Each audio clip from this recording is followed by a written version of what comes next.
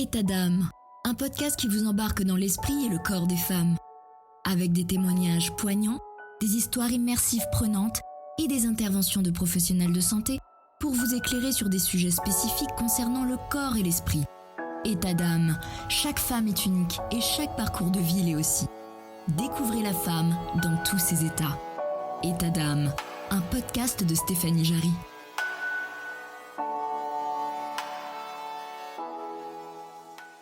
Alors, bonjour à tous, vous êtes sur État d'âme, le podcast pour la santé des femmes. Dans cet épisode, je vais accueillir Xavier en direct de Singapour. Suite à une période de stress intense, elle se réveilla un matin avec des acouphènes qui allaient bouleverser sa vie. En France, plus de 8 millions de personnes souffrent d'acouphènes chroniques. La prise en charge des acouphènes peut être difficile en raison de la variabilité et de la complexité des symptômes. Dans la majorité des cas, il n'existe aucun traitement médical identifié à ce jour. Le manque de sensibilisation et de compréhension de la part du grand public et des professionnels de santé représente un vrai défi. Après des mois d'errance médicale, sans trouver de raison à ces symptômes et un glaçant « il va falloir vous habituer car on ne peut rien faire » de la part de la communauté médicale, elle décida de ne pas en rester là. Les acouphènes sont entrés dans ma vie, mes secrets pour les soulager, c'est l'épisode du jour. Alors, je vous présente aujourd'hui Xavier, qui est venu témoigner de son parcours avec les acouphènes chroniques, dont elle a souffert pendant plusieurs mois avant de trouver des solutions pour soulager ses symptômes et progressivement les faire disparaître. Donc, les acouphènes sont des sons ou des bruits perçus dans l'oreille ou dans la tête en l'absence de sources sonores externes. Les types de bruits que les gens atteints d'acouphènes entendent peuvent varier d'une personne à l'autre et peuvent être des bourdonnements, des sifflements, des sons stridents, des sons pulsés, des bruits de fond de type mer, électricité, cascade, alarme et bien d'autres. Ces bruits peuvent être intermittents ou constants et leur intensité peut varier d'une personne à l'autre, comme je disais. Les acouphènes peuvent également être accompagnés de douleurs, de vertiges, de troubles de l'audition ou d'autres symptômes, ce qui peut affecter considérablement la qualité de vie des personnes atteintes. Dans la majorité des cas, les causes des acouphènes restent encore mal comprises et il n'existe à ce jour pas de traitement médicamenteux indiqué pour le traitement. D'abord, un peu par hasard, puis avec persévérance et détermination, notre invité a progressivement réussi à faire disparaître ses symptômes au travers de techniques ciblées de yoga, de relaxation, de méditation et de respiration. Xavier, qui est docteur en pharmacie, a par la suite décidé de se reconvertir et de se mettre au service des personnes qui souffrent d'acouphènes et de stress en devenant yoga thérapeute et hypnothérapeute. Son histoire est une source d'inspiration pour ceux qui souffrent d'acouphènes chroniques et cherchent des moyens pour les soigner. Bonjour Xavier, merci de partager avec nous ton témoignage. Bonjour Stéphanie, merci de me recevoir dans ton podcast et de me laisser l'opportunité de partager mon expérience avec vous. Tout le plaisir est pour moi. Alors, à partir de quand tout a commencé? Alors, pour moi, tout a commencé en février 2020. C'est le week-end, je me réveille, j'ouvre les yeux et j'ai des tensions dans la nuque, je me sens fatiguée et tout de suite, j'entends un bruit très fort, très aigu dans mes oreilles, du type, tu vois, bruit de métro parisien qui freine. Et là, je me dis, bon, d'accord, il y a ce bruit, ça va passer, je m'inquiète pas dans les premières secondes, j'ai déjà eu des acouphènes dans ma vie. J'attends, j'incline ma tête, j'essaie de me détendre la nuque, de faire passer, et là, ça passe pas. Et donc, je commence à me poser beaucoup de questions. Je me demande combien de temps ça va durer, pourquoi ils sont là, ce qu'il faut faire. Et automatiquement, je commence à imaginer le pire et je me pose la question, et si jamais ils partent pas, en fait. Et à cette époque-là, c'était une période un peu spéciale pour moi. Mon mari était parti en déplacement professionnel la veille, et puis j'ai eu un malaise avec des vertiges. Ce qui m'était jamais arrivé. J'avais eu l'impression de m'évanouir. À cette époque-là, c'était aussi une période de stress intense à tous les niveaux, que ce soit professionnel. C'était aussi le début de la pandémie en Chine, donc on observait ça au travers des réseaux sociaux. J'habitais à Sydney à l'époque. J'ai habité en Australie pendant 9 ans. On était à Sydney à l'époque et c'était le moment des bushfires, donc les feux de forêt. On avait une pollution de l'air intense. On était calfeutrés chez nous. La ville était engloutie sous un gros nuage de fumée.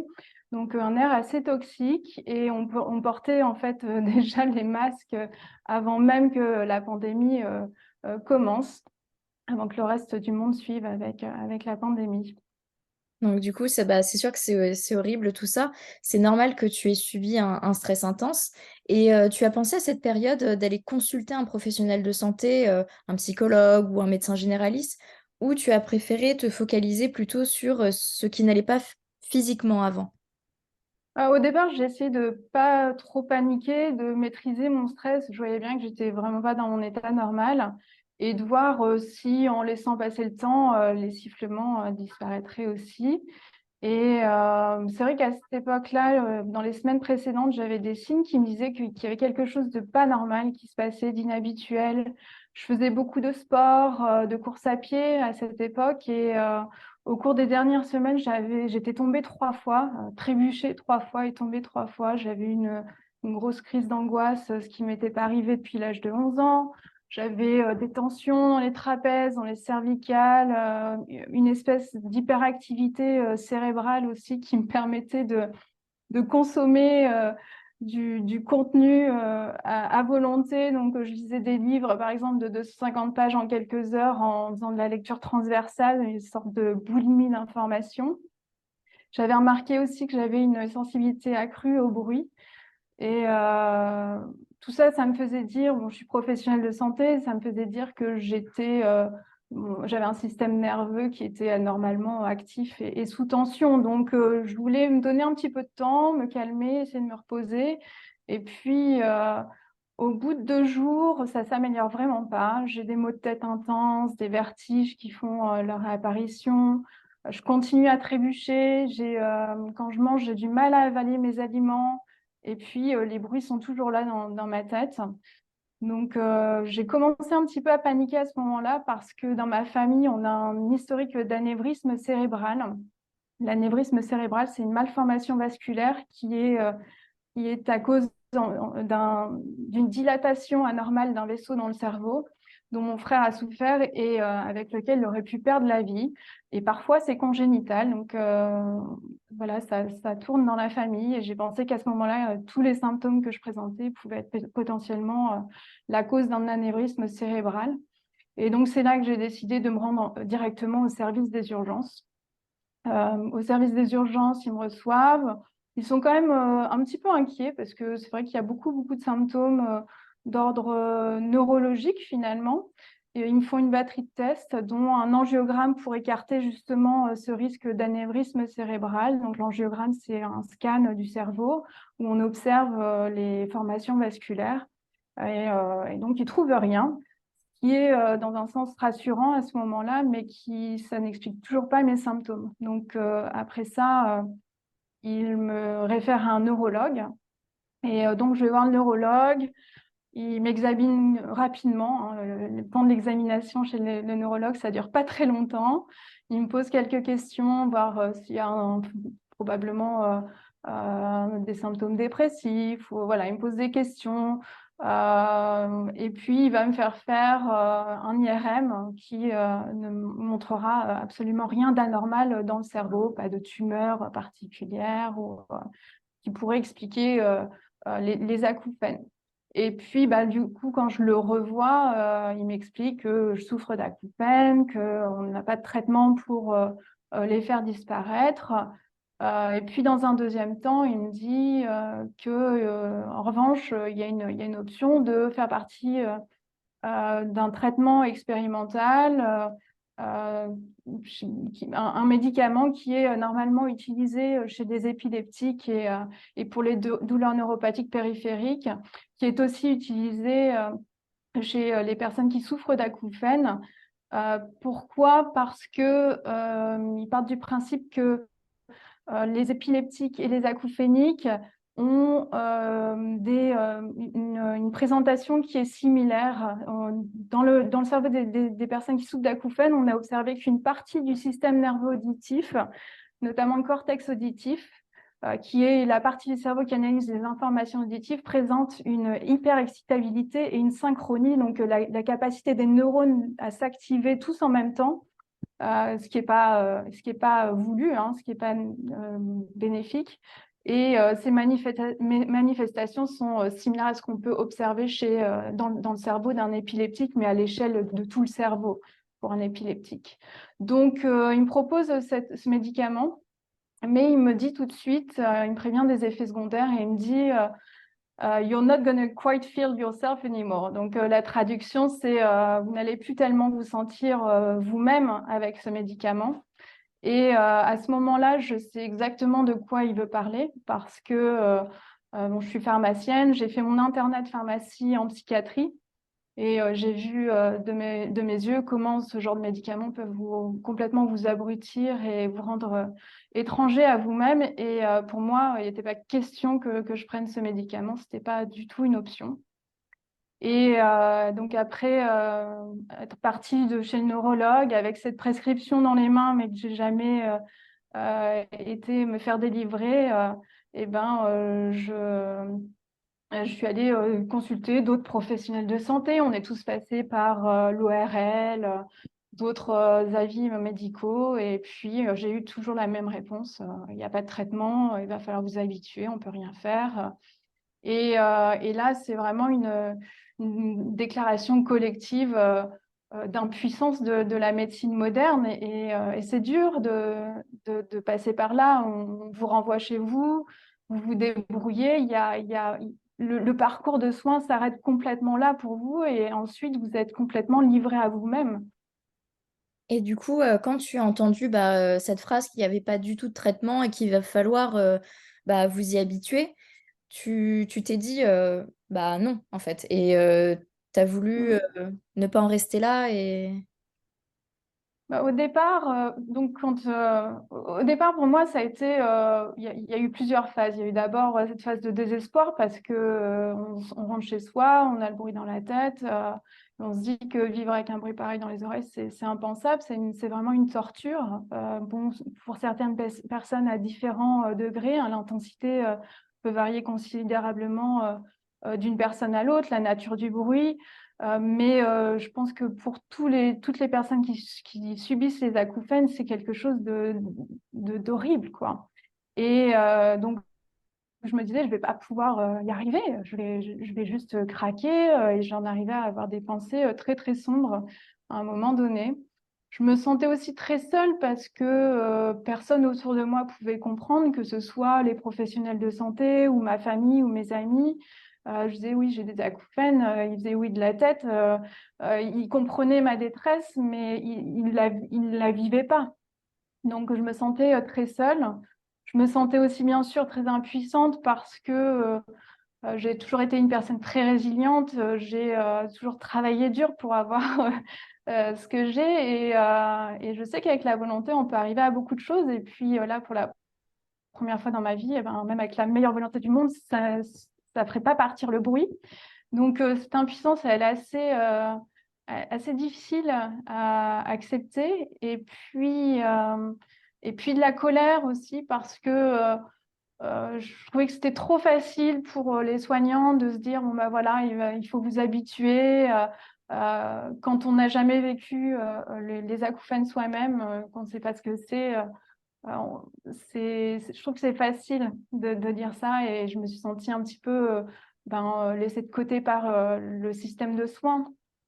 Bah, c'est sûr que quand eux n'ont jamais ressenti ce que ça fait, bon bah c'est un peu simple hein, pour eux de passer à autre chose.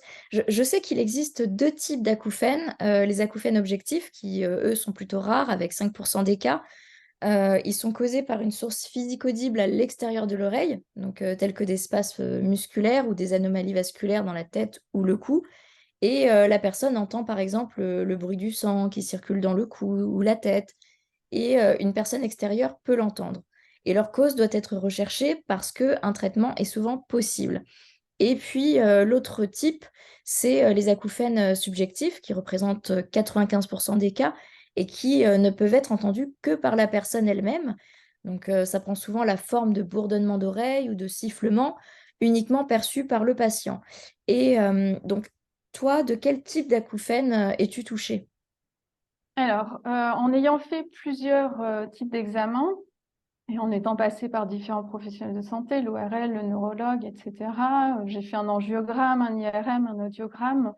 L'ensemble des examens ont montré que il y avait rien qui nécessitait une intervention médicale, tout était normal. Et mes acouphènes étaient des acouphènes subjectifs. Mais la nature de mes acouphènes, je l'ai réalisée en faisant des recherches moi-même, puisqu'on ne m'a jamais parlé de la distinction entre acouphènes subjectifs et objectifs. Personne ne m'a jamais expliqué plus que ça ce que ça signifiait. Donc voilà, et donc j'ai trouvé que les acouphènes subjectifs pouvaient résulter de causes diverses et variées qui vont affecter notamment le fonctionnement normal du système nerveux central, donc notre cerveau, et notre système nerveux périphérique, comme le système nerveux autonome. Et donc ces deux systèmes qui se déséquilibrent et qui se mettent en état d'alerte et qui provoquent un certain nombre de symptômes, dont les acouphènes, hein. Et du coup, c'est à ce moment-là que du coup, tu as fait tes recherches, que tu as essayé de savoir comment te soulager par différentes méthodes? Alors au départ, pour moi, j'ai suivi, j'ai cru au narratif qu'en effet, il y avait vraiment rien à faire. Et pour moi, il s'agissait de trouver des solutions de confort naturel. Parce que évidemment, il n'était pas question que je prenne un traitement médicamenteux lourd qui m'aurait complètement abruti. Et j'ai donc cherché dans différents domaines ce qui pourrait m'aider dans la phytothérapie, donc la thérapie par les plantes, dans l'aromathérapie, les compléments alimentaires. Et je suis restée comme ça plusieurs semaines à essayer de trouver des choses qui m'apaisaient. Et puis un jour, par hasard, un peu par hasard, je participe à un cours de yoga en ligne qui était un yoga principalement basé sur les respirations, le mouvement, la méditation. Et au bout d'une heure de pratique, j'étais sur un petit nuage. Je me sentais bien. Et pour la première fois, j'ai constaté que mes acouphènes avaient légèrement, très, très, très légèrement diminué. Et pour moi, ça a été le déclic, ça a été le début d'une aventure incroyable parce que d'un seul coup, j'avais avec moi quelque chose qui me procurait du bien-être pour la première fois. Et étant docteur en pharmacie, à ce moment-là, j'ai fait deux choses. J'ai commencé à vouloir comprendre scientifiquement d'où venaient les acouphènes, ce qui se manifestait exactement dans notre corps, quels étaient les déséquilibres, quels étaient les dysfonctionnements. Je voulais vraiment comprendre, aller au fond de la compréhension du symptôme.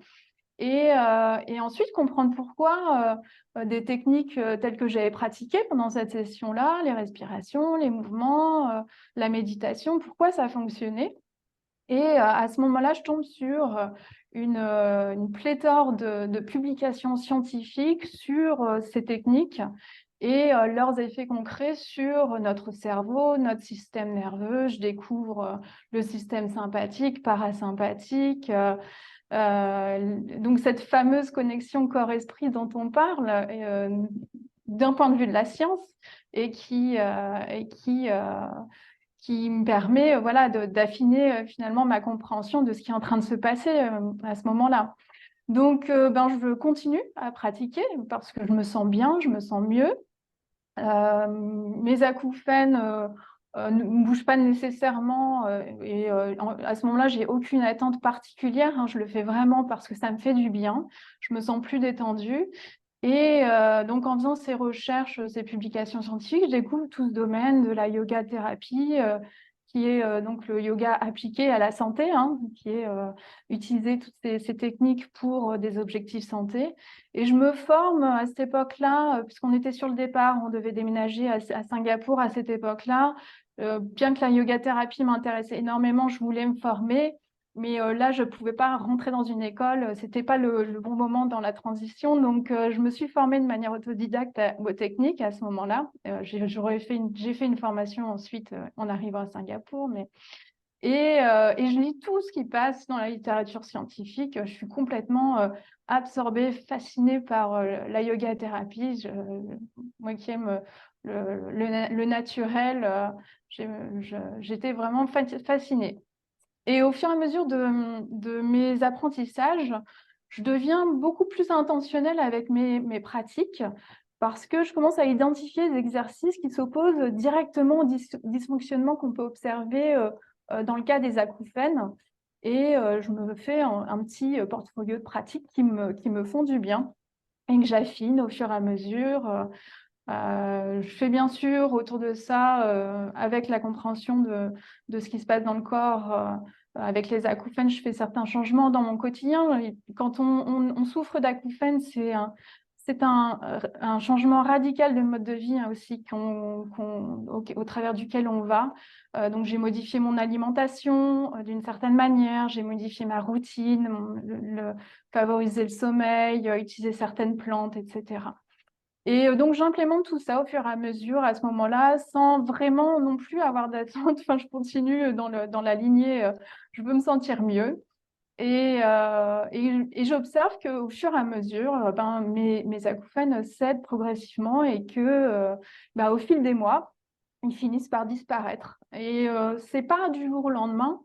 C'est pas non plus une progression linéaire où chaque jour, un petit peu plus, ils disparaissent. C'est vraiment en escalier et parfois on retombe dans l'escalier, on fait un pas, deux pas devant, un pas derrière. Donc il y a vraiment des moments qui sont un petit peu déroutants où on ne comprend pas nécessairement le lien entre la régression ou les progrès et puis ce qu'on est en train de faire, mais c'est le corps qui réagit, qui se défend, qui se répare et qui fait les ajustements. Et on travaille avec le vivant, le cerveau, et tout ça, ça prend du temps. Et voilà.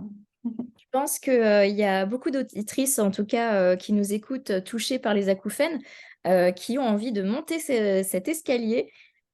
Parce que quand on t'entend parler, c'est vrai que ça a l'air d'avoir été un vrai soulagement pour toi. Donc, quelles sont les techniques, du coup, qui t'ont aidé, que tu peux partager? Oui, alors dans le corps d'une personne qui souffre d'acouphènes, il y a vraiment beaucoup de choses qui se passent. Et donc, la stratégie, c'est vraiment de travailler en frontal avec l'ensemble des déclencheurs ou des dérèglements qui sont observés. Et je peux vous donner un exemple d'exercice qui illustre mon approche. Parce que vous donner une liste d'exercices, ça n'aura pas trop de sens. Ça vient vraiment dans un ensemble dans une approche, dans une progression logique aussi de la séquence d'exercices. Mais je vais vous donner un exemple d'exercice qui illustre mon approche. Donc, par exemple, dans le cerveau des personnes qui souffrent d'acouphènes, on a un certain nombre comme je disais, de dérèglements qui affectent le système nerveux central, donc le cerveau, où on a une hyperexcitabilité d'une structure du système auditif qui est le cortex auditif. Et le cortex auditif, il va se déclencher, les neurones du cortex auditif vont se déclencher et de manière complètement sauvage à des seuils d'excitabilité où ils ne devraient normalement pas se déclencher et ça va générer ces sons de fantômes qu'on entend. Et c'est pour ça qu'on ne les entend pas nécessairement dans les oreilles, on les entend dans la tête. On ne peut pas tellement les localiser parfois. Et dans ce cas, donc si on regarde juste cet exemple, qui est l'hyperexcitabilité du cortex auditif, eh bien, quand on lit les techniques qui sont à notre disposition, eh bien, on a plein de stratégies pour s'attaquer directement à l'hyperexcitabilité de cette structure du cerveau, qui sont, par exemple, je vous donne quelques exemples et ce n'est pas exhaustif, hein, qui sont par exemple la méditation, qui permet d'aller abaisser les fréquences cérébrales, donc vraiment apaiser l'activité électrique du cerveau. Les méditations qui permettent aussi de favoriser la sécrétion de neuromédiateurs qui vont ralentir l'activité neuronale. Je prends l'exemple du GABA, GABA qui est un neuromédiateur qui ralentit les neurones et qui permet de réduire l'hyperexcitabilité. Ou on peut aussi utiliser la stimulation du nerf vague. La stimulation du nerf vague, par exemple, elle est utilisée aux US. Elle est d'ailleurs indiquée par la FDA, qui est la Food and Drug Administration, qui est l'autorité de santé aux États-Unis, qui a approuvé un dispositif médical qui est implanté sur le patient pour stimuler à intervalles réguliers le nerf vague pour les patients qui souffrent d'épilepsie. Donc, on en revient au phénomène épileptique.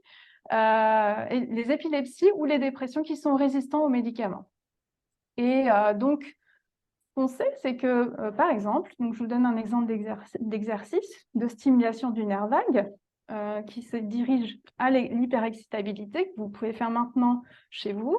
Donc, pour stimuler le nerf vague, il y a un principe, il y a un moyen, mais il y a plein de moyens de le faire. Encore une fois, c'est juste un exemple.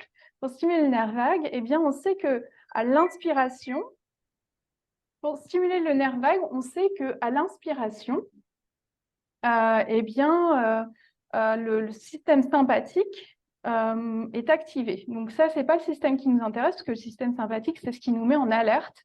En revanche, ce qui nous intéresse, c'est à l'expiration, c'est le système parasympathique. Donc c'est la partie du système nerveux autonome parasympathique qui est dont le nerf vague est le nerf principal, qui est activé à l'expiration. Donc ce qu'on veut, le principe, c'est d'appuyer au maximum sur l'expiration pour stimuler au maximum le système nerveux parasympathique, donc le nerf vague.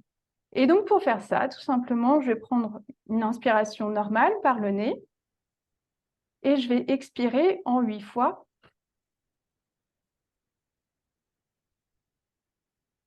J'ai peut-être fait plus de 8 fois cette fois. Mais vous pouvez le faire même 10 fois. Vous expirez en plusieurs fois pour activer ce parasympathique. Il se passe plusieurs choses. D'abord, la respiration nasale qui permet de stimuler les récepteurs du nerf vague dans les sinus, dans les structures profondes des poumons. Et puis, cette expiration prolongée et rythmique qui va stimuler le nerf vague, qui passe notamment par le diaphragme. Et puis, voilà, appuyer sur l'expiration au maximum. Donc, voilà, j'inspire et j'expire jusqu'à ce que j'ai plus d'air, en petits paquets. Voilà.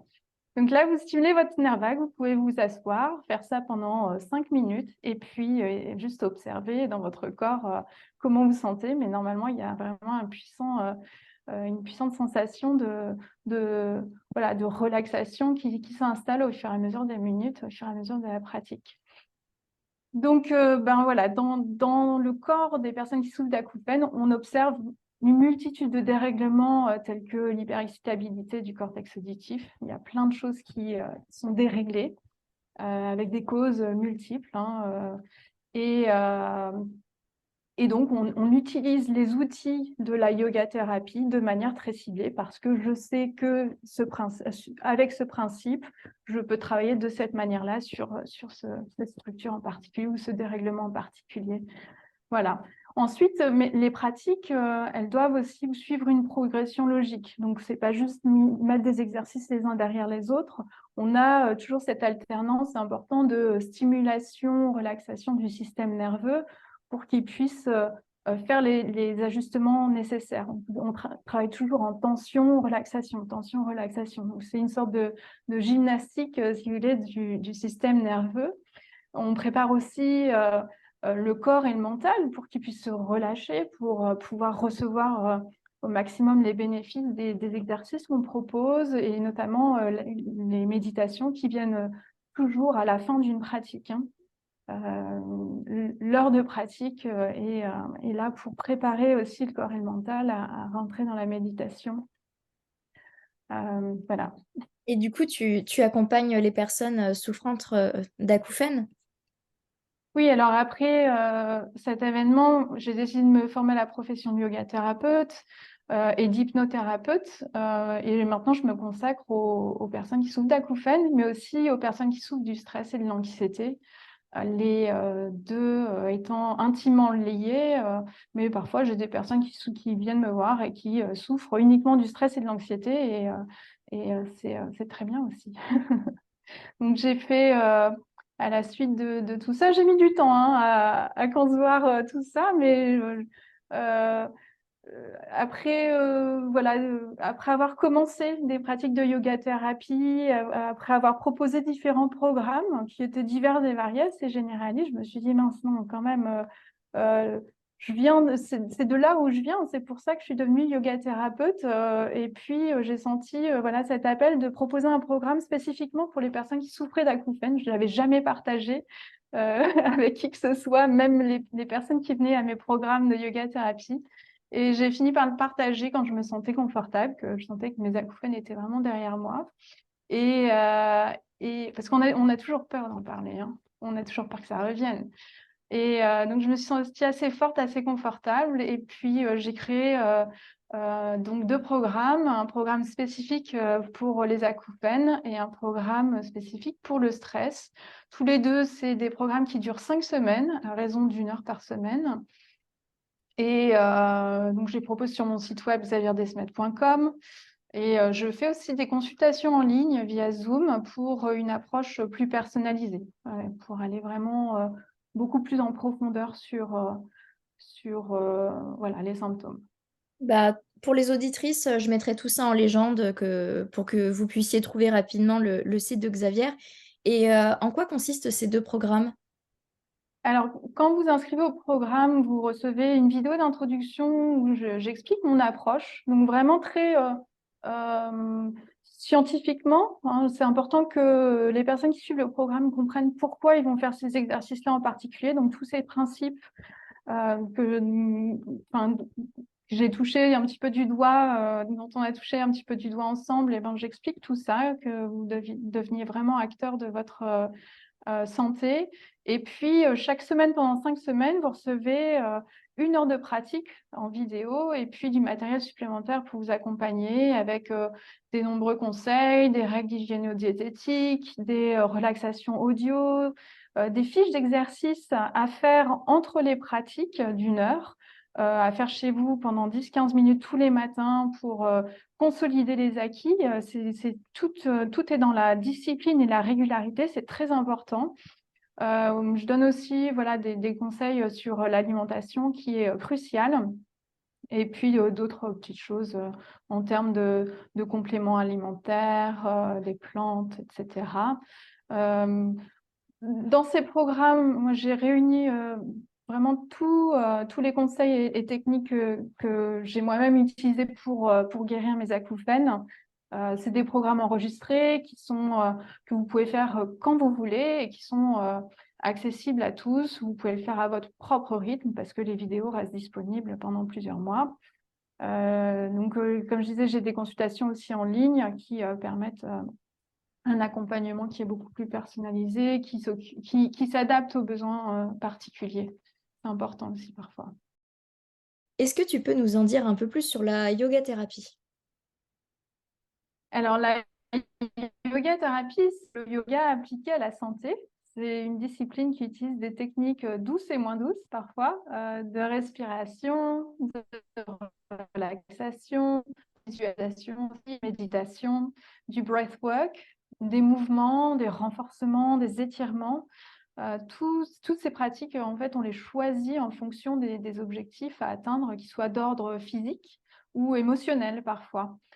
C'est des pratiques qui sont accessibles à tous et qui ne nécessitent pas de conditions physiques particulières comme peut le nécessiter certains types de yoga qui sont plutôt des yogas athlétiques. Là, on ne parle pas du tout de ce type de yoga qui est largement utilisé dans les médias aujourd'hui.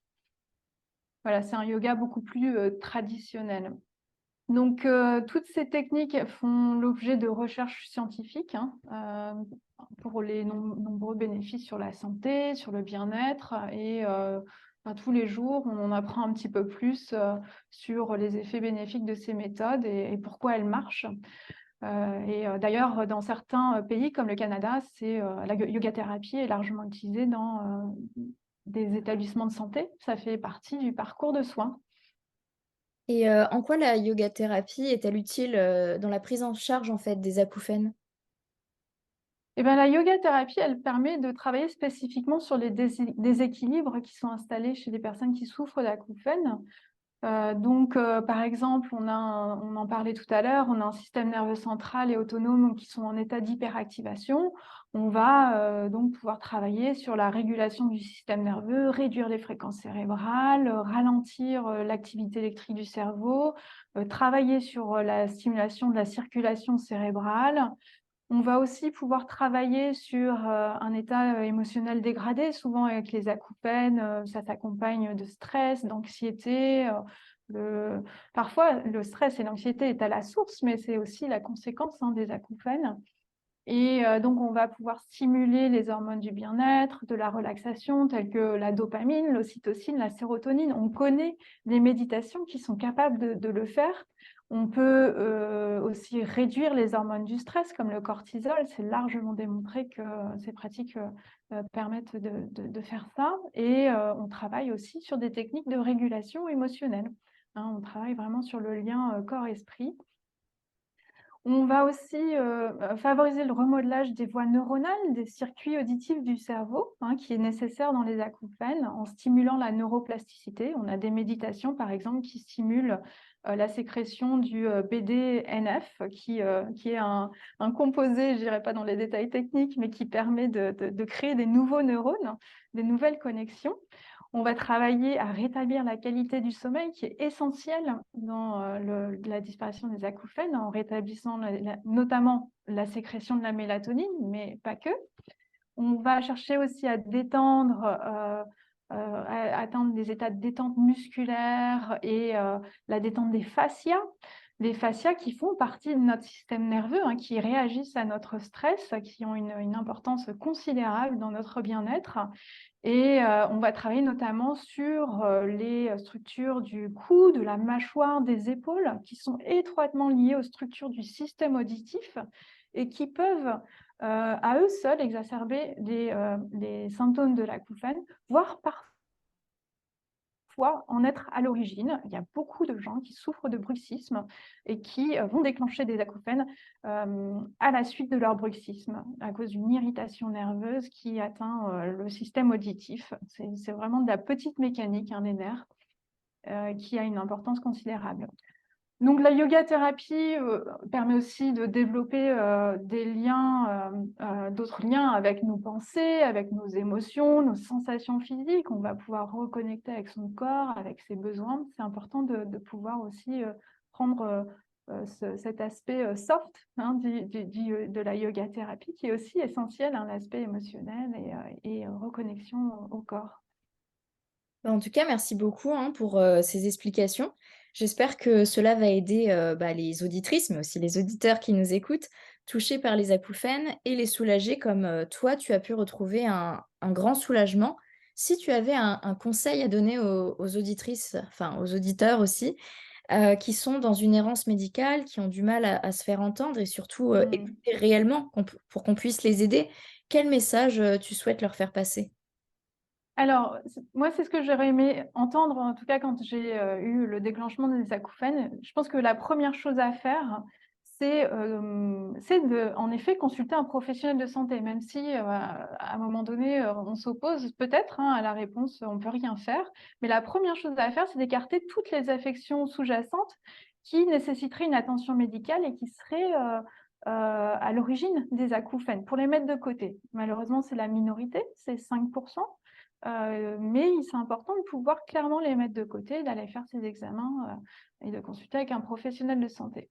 Ensuite, une fois que tout ça, ces causes sous-jacentes sont écartées, eh bien, mon conseil, c'est de ne plus avoir peur de vos acouphènes, parce que là va commencer le travail, votre travail personnel. Et le stress, la peur va ne faire qu'amplifier les déséquilibres au niveau nerveux et amplifier vos acouphènes. Il faut juste revenir à la base, qui est les acouphènes, ce n'est pas du tout une maladie, c'est un symptôme, c'est l'expression d'un dysfonctionnement quelque part ailleurs dans votre corps, c'est l'expression d'un déséquilibre qui s'est produit à un moment donné, et maintenant il s'agit de travailler main dans la main avec le corps, avec le système nerveux, pour le mettre dans les meilleures conditions de guérison, et puis deux, lui permettre de rétablir des équilibres avec des techniques ciblées.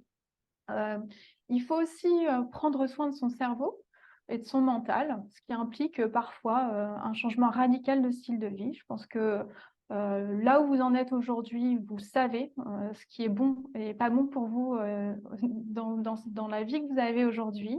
Donc, prendre les bonnes décisions, vous occuper de votre stress de manière active, Évitez aussi, les stimulants, ce qui, excite, votre système nerveux comme la caféine, l'alcool, la nicotine.